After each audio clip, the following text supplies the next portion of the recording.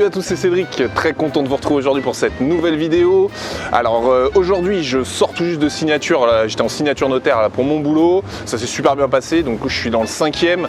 Je vais me rendre dans le magasin Tissot qui vend des documents juridiques, donc c'est des documents professionnels, et je vais aller chercher un kit de location meublée. Donc voilà, je pensais que c'était bien de faire une vidéo là-dessus. Je vais chercher le kit et puis je vous en parle juste après, c'est parti.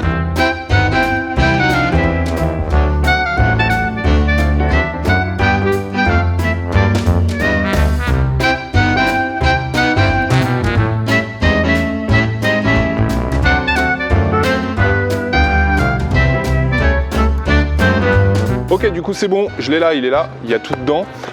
Écoutez, on va aller dans un endroit un petit peu plus calme, je vous l'ouvre et puis je vous explique un peu tout ce qu'il y a dedans. C'est parti, à tout de suite. Ok, donc hop, il est là. C'est le kit de location. Alors j'adore quand je l'achète parce que voilà, clairement pour moi c'est un peu la symbolique du passage de témoin dans le process de l'investissement, c'est-à-dire que là je me penche directement vers la phase de mise en location, donc ça c'est quelque chose qui me plaît bien. Alors je vais vous l'ouvrir, je vais regarder. Alors du coup, comme je vous expliquais, c'est un magasin qui vend des documents juridiques. En tant que professionnel de l'immobilier, moi j'achète tout ce qui est mandat de vente, différents documents nécessaires à la commercialisation de biens là-bas, et du coup ils font des kits de location qui sont accessibles pour les particuliers, et c'est vrai que moi j'aime bien les prendre là-bas parce que c'est quelque chose d'assez carré, il y a plein de choses. Du coup je vais vous l'ouvrir, je vais vous montrer un petit peu tout ce qu'il y a dedans. Alors il y a pas mal de choses. Ce que j'aime bien, c'est que du coup tout est dedans, vous êtes sûr de rien oublier.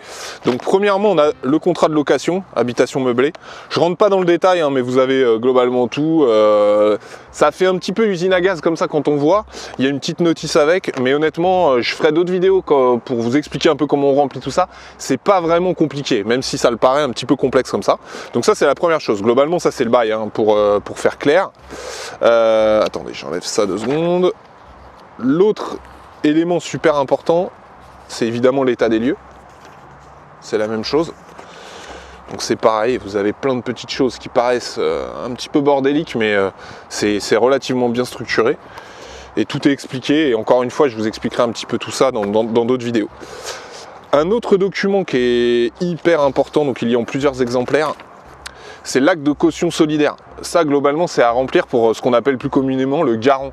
C'est-à-dire, vous avez des étudiants, les parents se portent garant, ils doivent remplir certaines choses, ils doivent vous donner un dossier complet de tout ça. J'en reparlerai dans la mise en location, j'ai des vidéos prévues là-dessus, vous inquiétez pas. Mais vous faites remplir ça du coup par le ou les garants. Donc c'est pour ça qu'il y a plusieurs exemplaires. Donc à chaque fois, le document, en fait, il y a un carbone que vous pouvez remettre au locataire ou à son garant. Autre document là qui est super bien fait, qui est important, puisqu'encore une fois, moi je fais de la location meublée, donc là c'est un kit de location meublée, mais ça existe également en kit de location nue. C'est, hop là, désolé, il y a un petit peu de vent, c'est l'inventaire du mobilier. Donc là vous reprenez exactement tout ce qu'il y a, c'est un peu long à faire, mais bon, c'est nécessaire et obligatoire quand vous faites du meublé. Et là vous avez tout, et encore une fois, vous l'avez en plusieurs exemplaires, comme ça vous pouvez en remettre un. Après, il y a des petites notes. Ça c'est pas mal. Vous avez des petites notes ici à remettre à votre locataire, c'est l'entretien et réparation locative. Ça c'est pas mal parce que du coup vous donnez ça à votre locataire, il sait exactement ce qui est à sa charge en termes de travaux et ce qui est à votre charge vous en termes de réparation. C'est carré, c'est posé, vous donnez ça lors de la signature du bail.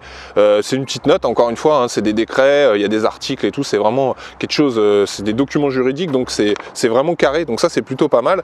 Et dans le même esprit, vous avez ici, c'est les charges récupérables. Donc ils expliquent un petit peu globalement, charges récupérables, non récupérables, pour que votre locataire comprenne.